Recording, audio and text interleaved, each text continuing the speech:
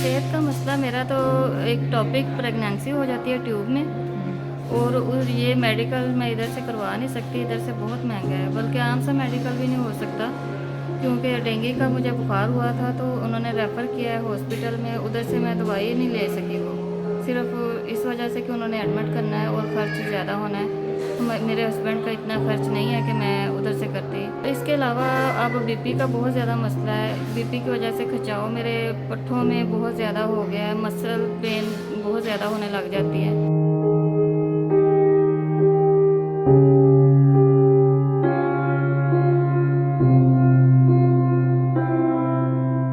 अक़वाम मुत्तहिदा पैसे नहीं दे रही, इसलिए हम जा नहीं सकते। मियाँ मेरा जॉब करते हैं, कभी काम मिलता है उन्हें, कभी नहीं मिलता,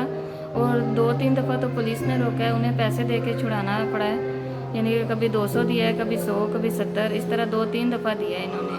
और इसके अलावा उनका मोबाइल छीन लिया गया है, तो ये बार बार इसी तरह हो रहा है, तो ये ज़्यादा परेशानी दे रही हैं ये चीज़ें।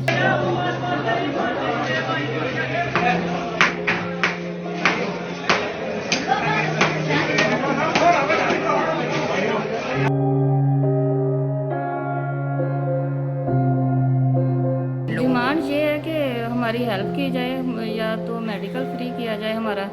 या फिर इतना हमें दिया जाए कि हम हॉस्पिटल जाके अपना इलाज करा सकें।